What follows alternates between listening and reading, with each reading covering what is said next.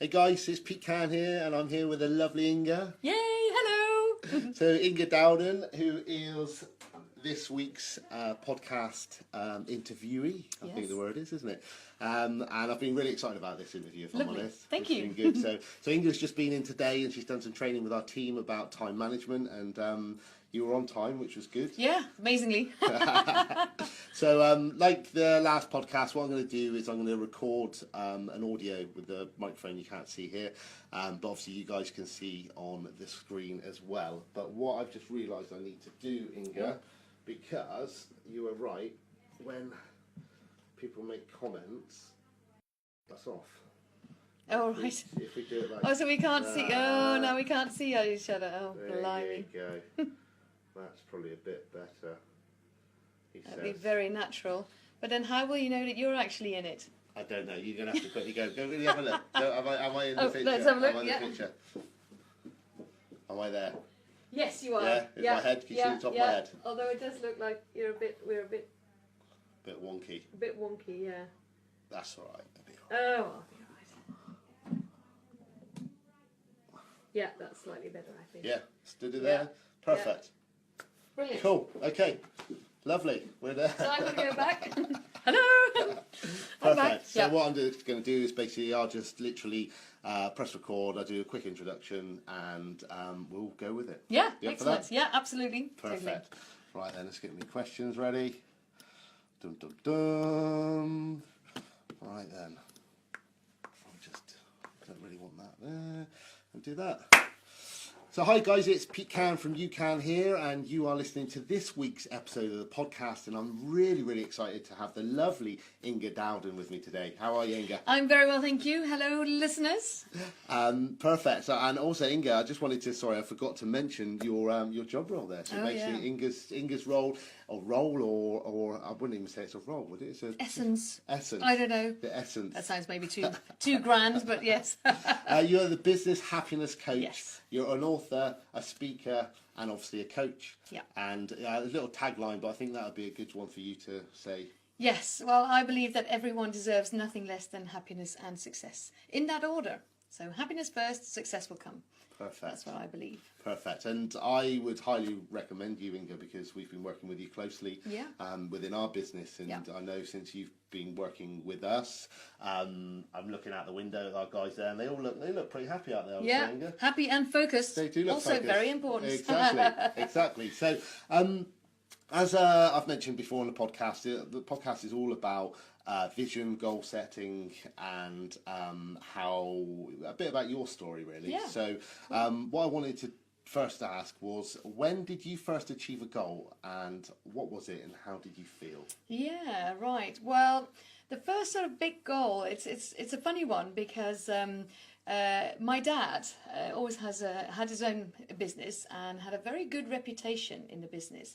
And I realised from a young age that actually having a good reputation is quite difficult because you can't fake it. It takes a long time to get, and it's very quickly lost. And I was always in awe of him. He was definitely an inspiration and still is. And then one day, I got made redundant from my job. It's a different story. And it was a horrible time. But within about 4 weeks, I had 4 job offers.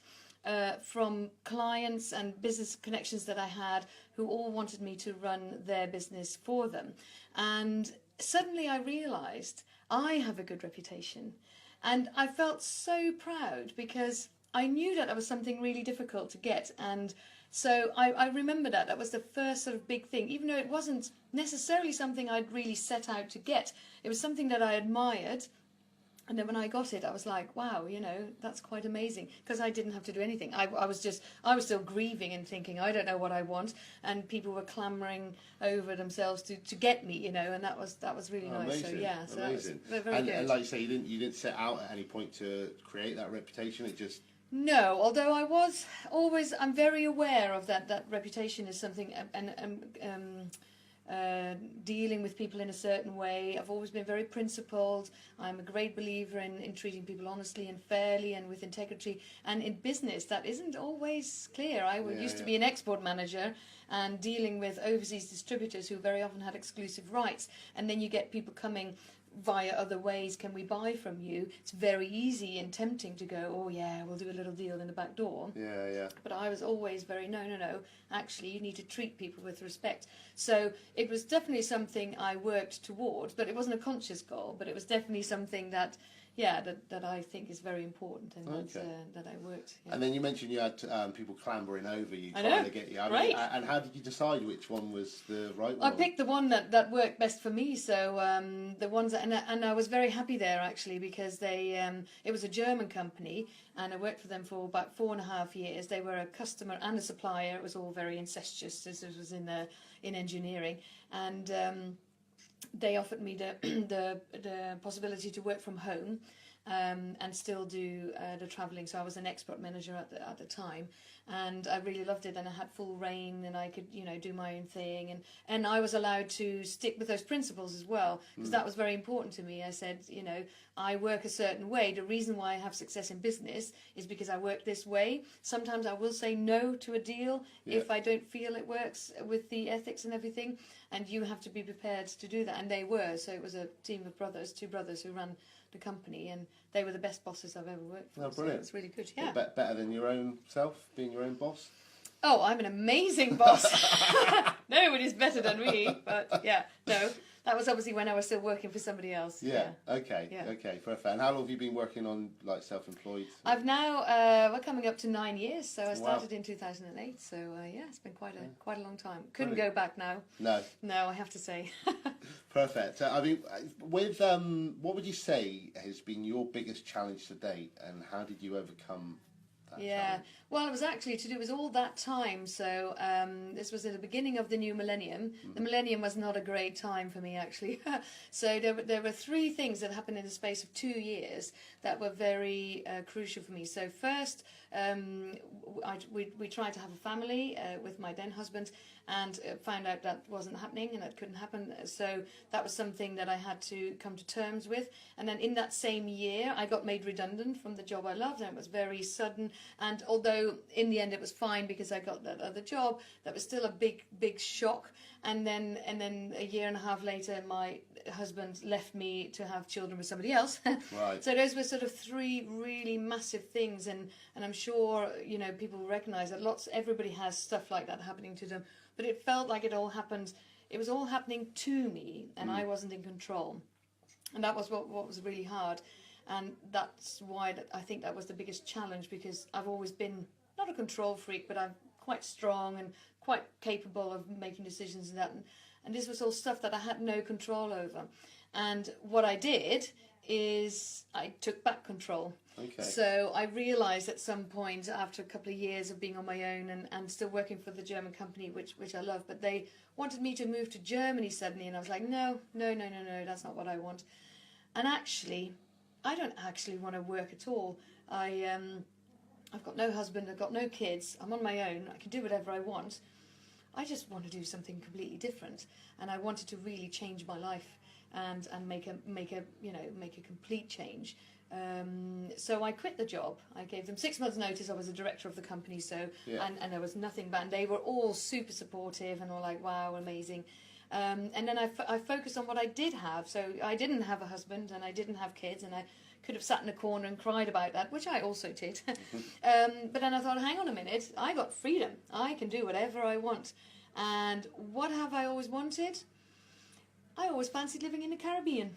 Okay. So that's what I did. Wow. I moved to Mexico. Wow. Yeah, literally went, and people were like, so have you got a job, or have you got a place? Nope. I said I booked a hotel for 2 weeks, one-way ticket.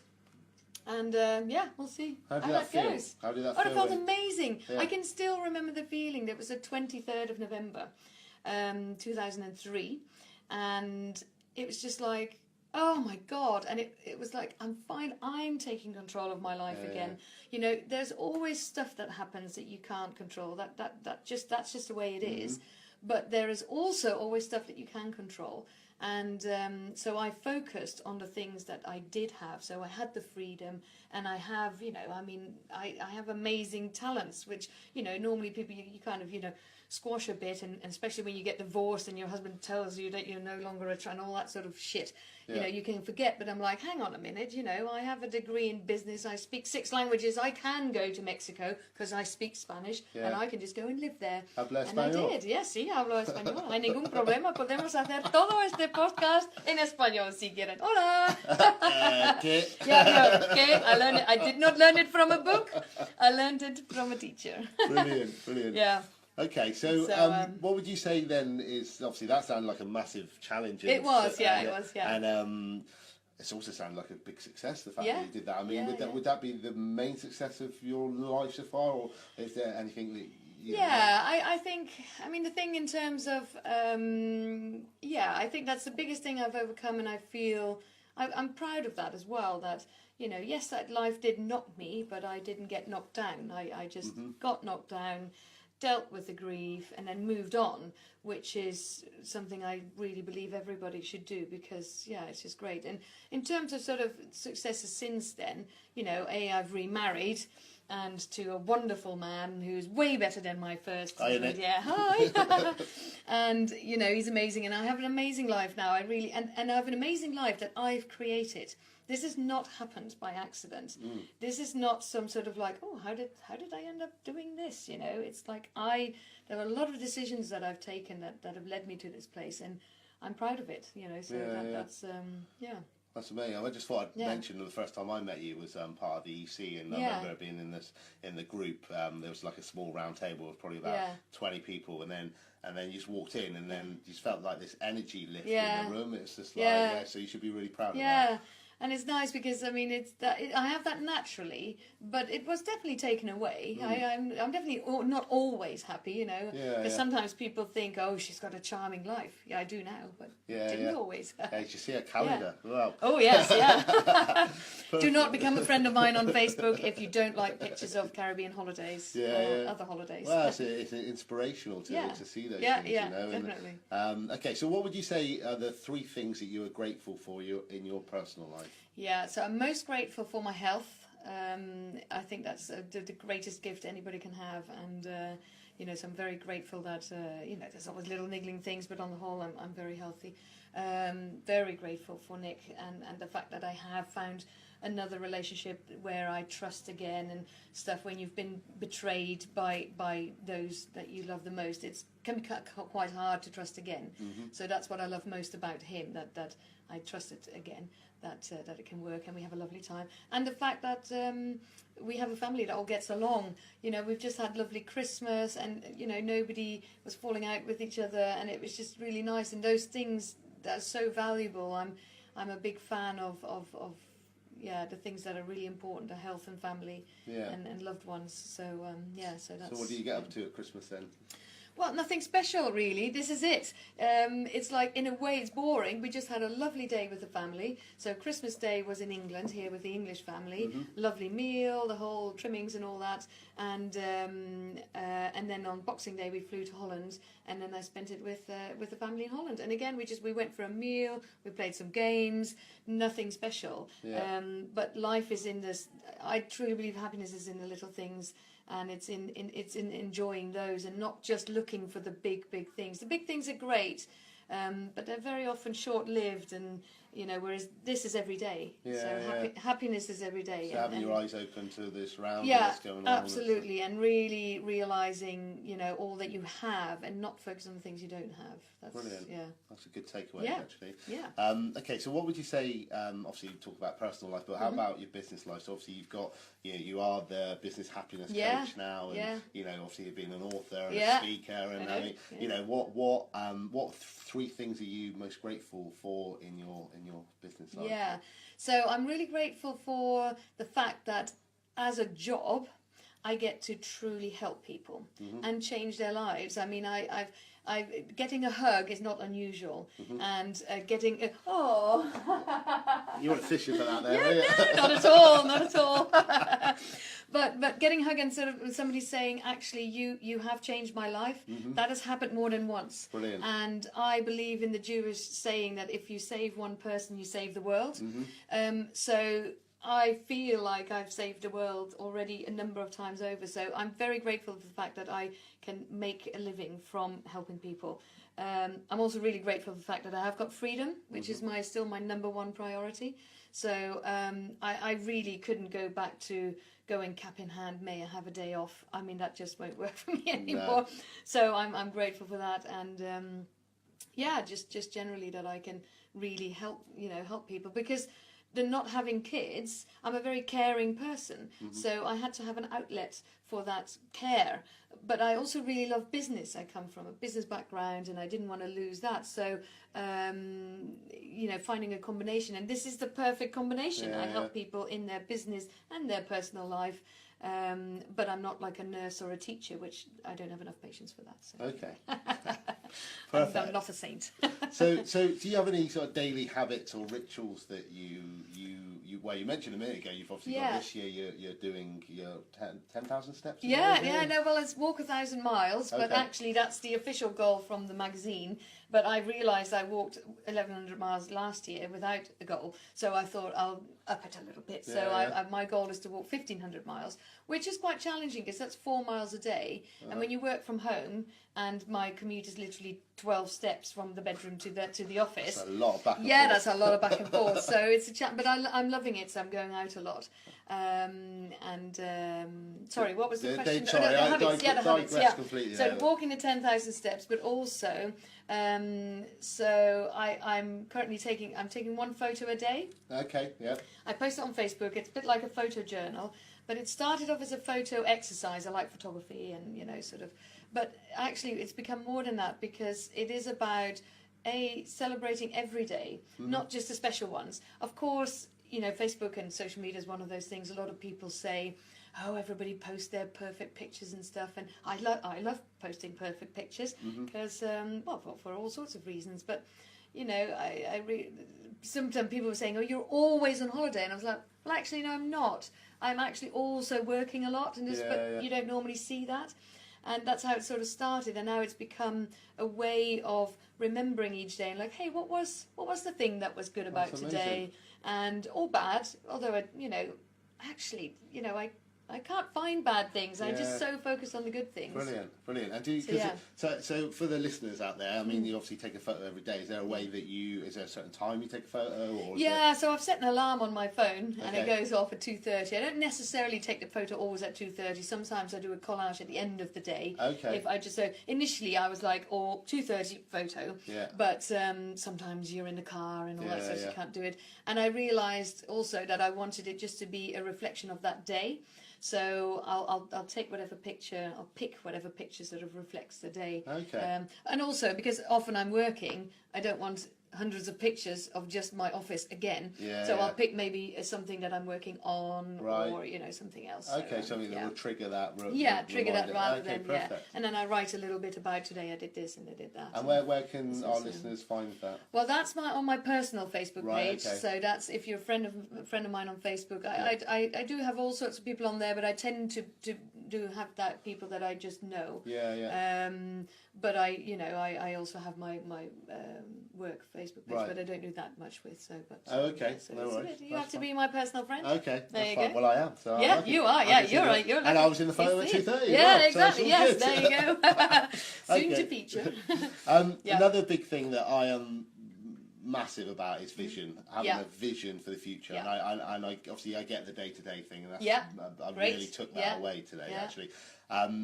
What is your big vision? Yeah, I've got a very exciting big vision. Okay. I've got two. Okay. Two big visions. One I've had for a long time. In fact, since about since about 2008, I think. And that's to walk the Annapurna Trail in the Himalayas. Amazing. Yeah. Which is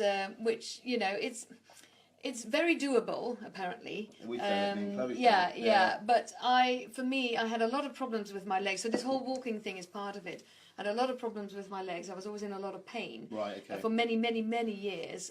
So that seemed like an impossible dream. And also, overweight and stuff. And I know you can do it, but I didn't want to. It's very hard. You have to lug it all up the, up the mountain and stuff. So it's losing weight and sorting out the legs was the main thing, and getting walking fit. And it's taking a long time, but I'm finally getting there. So for the first time in years, I mean, the fact that I find walking 1,000 miles a year now easy is amazing. Yeah. I would not have been able to do that even 6 years ago. Okay. And Nick used to always laugh at me because I parked close to the entrance of the supermarket and stuff. He said, "Oh my God, Miss Annapurna." I said, "Yes, but I'm not there yet. That's the whole point. You know, I can't do it yet. I've got painful feet." When's your goal for that then? So now I've realised, now I can set a date now. So now Okay. I've realised that it's going to be the 20th of October 2019, Okay. which is my 50th birthday. Oh wow. So, which is in October, and that's a good time to go. Yeah, so I definitely. suddenly realised, oh my God, I'm getting goosebumps just thinking about it. Amazing. That I can be there, and it would be just so I'm very much looking forward Well, to that. like I say, Chloe and I did the circuit, and you don't have to walk long distances every day either. No, exactly. There's definitely a couple of tough days. Yeah. But the views are just amazing. Yeah. The Nepalese people are so humble. And it's something that, you know, honestly, if you'd known me 10 or 20 years ago with my disability to walk, basically, you would never have thought that would even be possible. So it's definitely a big goal. It's been on my vision board for many years. So and it is going to happen. So that's exciting stuff. Yeah. And there's and two. there's two. Okay. So the other one is that in about 4 years' time. So again, it's just longer term ones. We're hoping that Nick will be able to take early retirement, and we go off to live in Italy for a year. Oh, lovely! And go house sitting, go around, just go around the country. Yeah. And maybe 2 years. Who knows? Whatever. How long we can stretch it for, and that obviously means a lot of things. So I'm building my business so that it can be more online, and that I can, because I don't necessarily want to retire then. It's nice to take time out, but it'd be nice to still also do things. So working on that as well. And so those are the sort of the two big things that I'm working towards. Okay. That dictate what I do now on a daily basis. Brilliant. So, that's amazing. Yeah. That's amazing. So, what 3 tips could you offer our listeners and viewers to lead a happy life, being a happiness coach? Yes, exactly. I'm just going to look at my things, what I wrote down, because there's always, yes, of course, simple. So the most important thing is knowing what and who is important to you, and having that full awareness, and then prioritizing that. So this is what happens. People say, when you ask them, what's really important to you, and they say, my family is really important to me. Okay. So then you go, okay, so are you able to go to all of your children's school plays, and do you oh, well, I'm really busy with work. Okay, so really work is more important. Yeah. So I'm all about prioritizing the things that are really important. And then the other thing is just focusing on what you do have, on focusing what you have achieved, rather than what you haven't done yet. It's great to have goals, so I'm loving my goals, but I also realize they may not happen. I may get cancer in 2 years' time and die. It's possible, I hope not. No, I absolutely hope not, but it's possible. Yeah. The thing is, if all I had was a goal, and I led a miserable life at the moment, thinking, oh, but it'll be all right in 4 years' time. Yeah. Well, then you're completely losing, like you've lost the plot, basically. So my thing is about be happy every single day. Make sure that you spend your time wisely. My favourite quote is, when you've spent all your money, you can always go out and earn some more. But when you've spent all your time, it's gone forever. So spend it wisely. Don't wait for later. Have a goal, by all means, great, lovely, but be happy now. Yeah. So focus on what you have, not on what you don't have. Because, same with the kids, for example, if you have kids, enjoy them. Have fun with them. They won't stay little very long. And of course it's okay to occasionally moan about them, but not a lot. Yeah. Because, they are amazing. And if you don't have them, well, enjoy the freedom. Don't constantly think, oh, I wish I had a child, I wish I had a child. If you want it that much, do something about it. Yeah. So focus on what you have, and and be happy every day. Perfect. That's really important. That's just 2 take home from that. Wow, to be happy every day and enjoy your journey. Yeah. And I must admit, I'm probably quite guilty of that. Actually, I'm all long term. And actually, sometimes, what do the flowers look like in the fields? And what are my kids up to? What is Neela doing at the moment? What's Charlie doing at the moment? Yeah. But for me, definitely every week I take both of them swimming. Yeah. And, Yeah. and have that connection in Yeah. it. It's really, really good. Because so. before you know it, they won't want to know you. They go, Dad, oh, Yeah. don't want to talk to you, so... Well, yeah, they yeah. probably will. They probably will. Yes, they will. Cool. So For a little while. if our listeners wanted to find you Yeah. anywhere, whereabouts can we find you, Inge? Well, no, totally everywhere, because it turns out that nobody else in the online world is called Inge Dowden. Okay. So it's Inge with an E, Dowden. So Inge Dowden Coaching, the website. I'm on Twitter at Inge Dowden.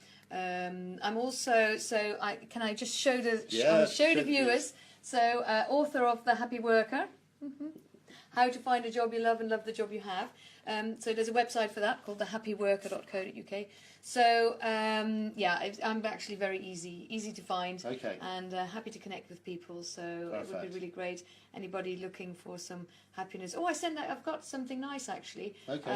I'm amateur photographer, and I had lots of photos, and I thought, let's do something with them. So inspirational quotes on top of my photos. Oh, wow. I send out one a week. Okay. So it comes to your inbox, which may be overflowing, but still it's worth it. Just a short little thing. So if you want some inspirations, again, go to thehappyworker.co.uk and sign up. And you'll have a little inspiration every week. I could put all that on the show notes anyway. Yeah, great. Now, that's all the questions that are on the list. Yeah. Now, there's a sneaky one that I like to ask. And so, vision that you are... it's the last day of your life, basically. Yeah. And you're sat there at your bed. Yeah. And one of your godchildren comes up to you. Yeah. Basically, nothing that you've ever written... Yeah. Nothing that you've ever said is ever.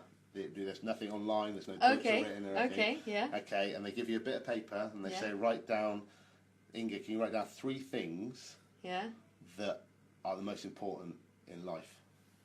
Okay. So, well, I mean, it's that health, family, and happiness. Perfect. Yeah, I think in that order. The thing with health is, when you've got it, you don't think about it. Mm-hmm. When you don't have it, it's all you think about. Mm-hmm. And, we've seen lots of people die young and all that sort of stuff and everything. And it's like people take it for granted, and they really shouldn't. Yeah. So that's the most important, because when you've got that, then you have everything else. I believe that. So, yeah, and happiness in terms of getting it for yourself, but also spreading it. I'm a definite fan of spreading the happiness. It's my mission in life for everyone to be happy and successful. Because if you're happy, you don't start a war. Okay. Heavy. So there you go. Yeah, Yep, true, there you go. Yeah, it's not all happy clappy. Well, it is all happy clappy and no slappy, basically. Yeah, perfect. On that note. Yeah, lovely. Inge, thank you very much again. Yeah, thanks you're a very lot welcome. for coming into the office as well today no problem. and teaching us a bit of time management. Great. Hopefully you guys have managed to get something from this, some take home. Yeah. I've certainly learnt some bits, and I'll share our blog actually. Yeah, where great. we did the Annapurnas just to give you a bit more excitement. Yeah, thank you. Yeah. So I'm going to stop us Brilliant. now. All right. Cheers. Bye. Cool. Okay, and bye over there. Bye over there. This is when we suddenly realise we've dropped or something, and I'm completely not in the frame. Oh, Jen Hamley has said hello. Oh, hi, Jen. And you got a little heart there as well. Oh, love you too. Right, let's just do that. Brilliant. Okay, thanks guys. You wave. Bye.